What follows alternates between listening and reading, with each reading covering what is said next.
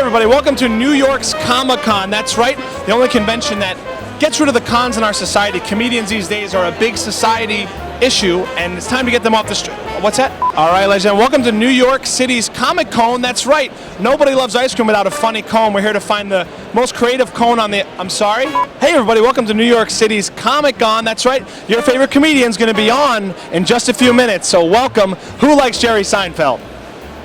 Hey guys, how's it going? Welcome to New York City's Comicon. That's right, the substitute instead of silicone is now going to be Comicon. Doctors are here, a lot of tests are going on. I'm excited to find out, what is this Comicon substance and how can it benefit our superficial Hollywood society? Sir, do you know anything about Comicon? Enough. Hey everyone, welcome to New York City's Comicon. That's right, the Russian Sausage Fest of Comicon sausage. It's a rare sausage delicacy that's brought to New York every year. Hey everybody, welcome to New York City's Halloween 2 weeks early. Wait, what? Hey everybody, we're down on the floor at New York City's Comicon. That's right, it's the place to be for comic books, movies, celebrities, video games, everything that has to do with the comic book world and culture, and there's a lot of costumes. Come take a look at Comicon 2011.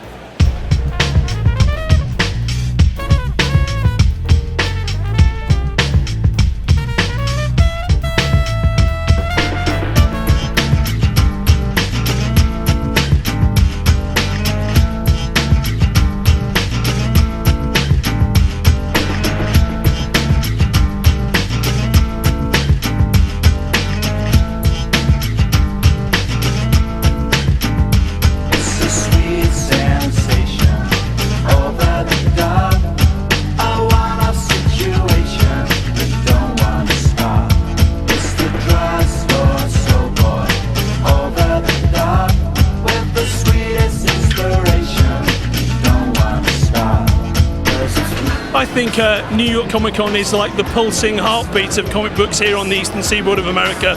We've been coming here for years and we've only seen it get bigger and better. I think it's an awesome show. We love being here. And you know, if you're a fan of comics and you're a fan of pop culture and you're in New York in October, this is the place to be. Well, from Staten Island, community television, I want to thank you. My pleasure, brother. Good luck. Yeah, thanks, mate. All right. And there you have it.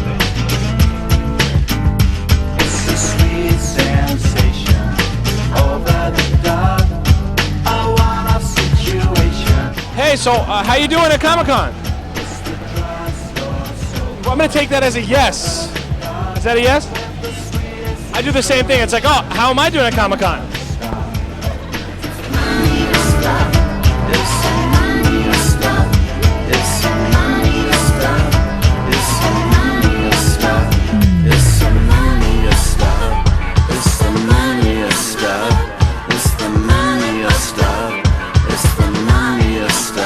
Good stuff, guys. This looks really cool. Tell us a little bit what you're doing. I'm Pacino. This is Eric. Hello. We are out of Chicago. We do a creator-owned book called Temporal. You've been in it a long time. I've been in a few years. It's changing. I mean, with Marvel doing the a lot of movies and a lot of success, people are going mainstream on it as well. And I think with a lot more mainstream and a lot more accessibility to the audience as a whole, we're finding that we have the ability to kind of have things like the New York Comic Con and other Comic Cons around the country start to actually have a lot more accessibility. Yeah, I would say that you had it pretty much right on the head with the social acceptability of comic books, really, because I remember it wasn't that long ago when I wasn't comfortable admitting to people that I drew comics, and now the reaction that I get is like, really, that's awesome. So in a very short amount of time, it seems like things like movies and fiction, popular mainstream fiction has really lent itself to making comics more of a respectable, acceptable sort of medium. Cool. Yeah. Can us three start a new comic book called The Three Bearded Gentlemen, starting right now? Sure. I think we just did. So what's up? You guys are the Killer Robots? Yes. We're actually a band and actually a multimedia art project.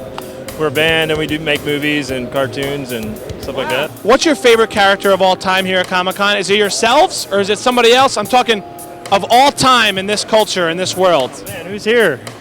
Everyone. Lou Ferrigno. Yeah, the actor, not the Hulk. Lou Ferrigno is your favorite character. Yes. How about you? No, Boxcar Willie. Boxcar Willie and Lou Ferrigno, killer robots with killer tastes here at Comic-Con. Good job.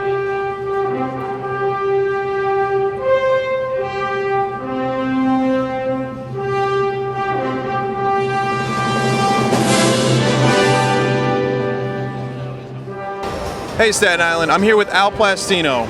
So, Al, tell me a little bit about what you've done in the world of comic books. Well, I started after World War II.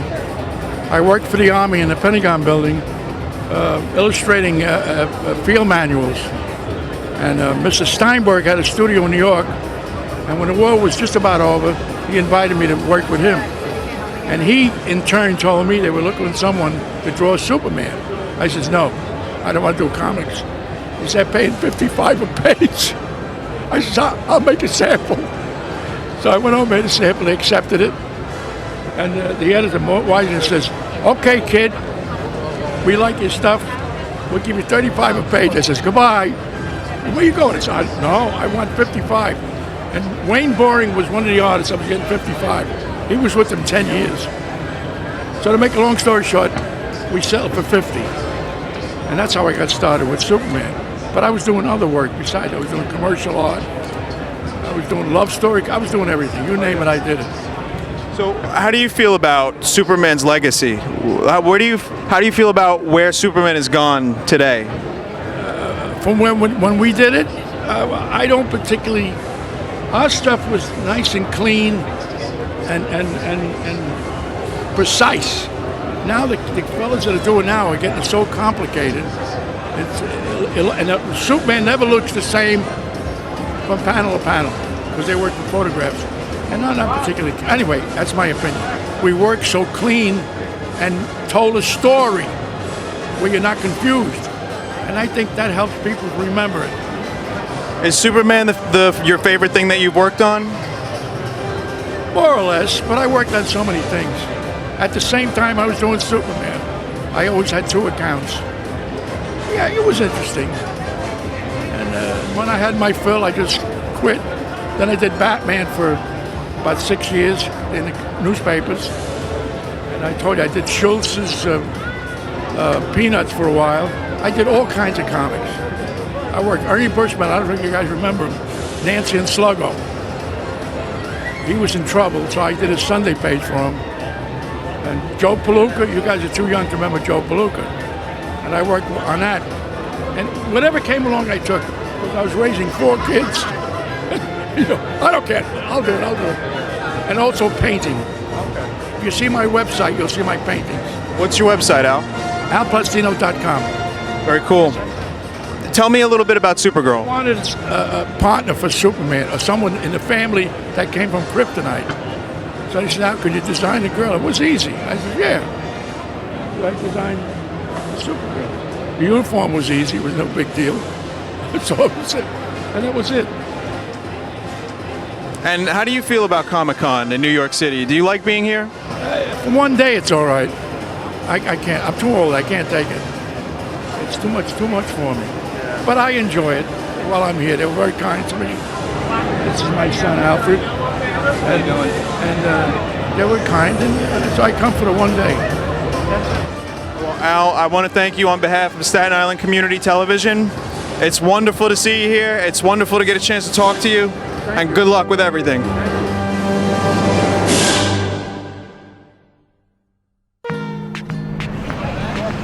Hey, Staten Island. We're here at Comic-Con 2011 in New York City. We're here to find some Staten Islanders and see what they think about Comic-Con and their favorite comic books.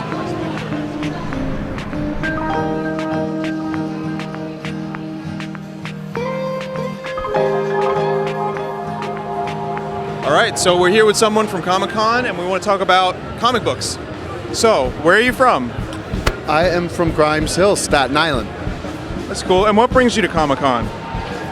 Well, I've been a comic book nerd for my entire life, so every year I come here. When did you get into comic books? When you were young, or? When I was probably around 8 years old, I used to go to the original location of Jim Hanley's in Eltingville, and then eventually I would go to the one in Newdorp. I grew up on comic books. We're asking everyone their favorite traditional superhero.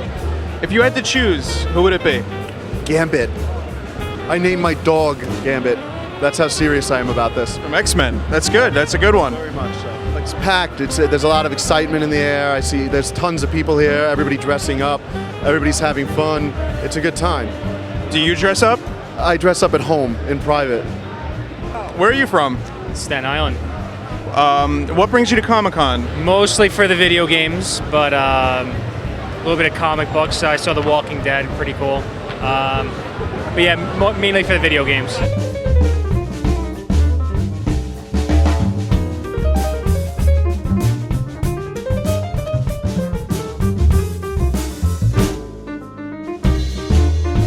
Do you dress up in costume? Not in public.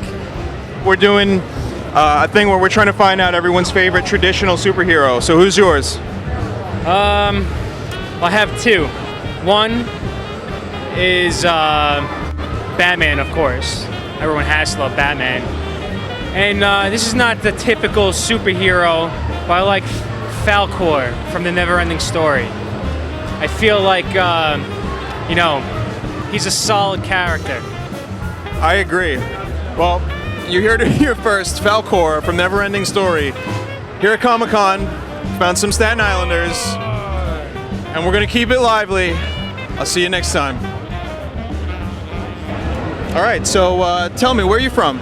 I'm from London, England. All right, and what brings you to Comic-Con all the way in New York? Well, I'm one of the directors of the Titan Entertainment Group. We publish a wide variety of cult stuff across books, magazines, statues. We do a lot of really cool Doctor Who stuff. We publish a wide range of Roman Dirge comic books here in the US. Lots of comic books and lots of statuary, lots of t-shirts. So we come to New York Comic Con every year. It's a great place for us. New York Comic Con's where it's at, really, on the Eastern Seaboard. I agree. Tell me, what got you into comic books? I'll tell you, actually. So I got into comic books, I'm 48 years old, right? At the age of 3, I was a really sick kid, yeah? I was tacked up in bed. My grandfather had fought in World War II, and he was an anti-aircraft gunner. And for 6 months, he was stationed with an American unit. He was stationed with the Big Red One, knocking aircraft out of the sky as they were being bombed. And he was with them in the Ardennes, which is very cold, part of Northern Europe. And he loved serving with the Americans because he found them to be A, very friendly, and B, they had much better rations than the English had. So the American rations had like cigarettes, had Hershey's chocolate bars, and had comic books. And he massively fell in love with American comic books in about 1944 when he was fighting overseas. So when I was a sickly kid in the early 60s, the first thing he did is, you should be reading Superman, you should be reading Batman, you should be reading Captain America. And I've just been a massive comic book fan ever since then. I personally own 30,000 comic books, all US ones. Man, that's been the obsession of my life. Now you mentioned Batman, you mentioned some of the old traditional superheroes. That's what we want to find out. Who's your favorite? Who's the one that you identify with the most? Okay, I guess there's two answers to that question. My personal favourite, it has to be said, like many people I'm sure, is Batman, right? And Batman because he's got this really strange, dark, twisted world that he lives in. He's the ultimate philanthropist, and he delivers his philanthropy by beating the out of people, so, showing people the right path by hitting them repeatedly, that's got to be a good thing, yeah? The dude's super rich, but he's trained himself to be Batman, and he's got the best villains by a long, long way, everybody knows it. So I love Batman. My other favourite hero would be the light to his dark. I absolutely love Captain America, which, while I'm an Englishman, is a character that speaks to all of us. He's the ultimate underdog. He's a great principled dude. He might only weigh like 50 pounds, but he's a very principled man, and he has the opportunity to become, the ultimate human being on the outside as well as inside, Fascinating story, brilliantly created by Joe Simon and Jack Kirby. We publish all of Joe Simon's classic 50s material here at Titan. I love that. So that's awesome. But I would say, so those are my two favourites. If you're going to say to me a character that I identified with the most, I guess it would be a fat English bloke who reads comics, but I don't see those in the comic books very often,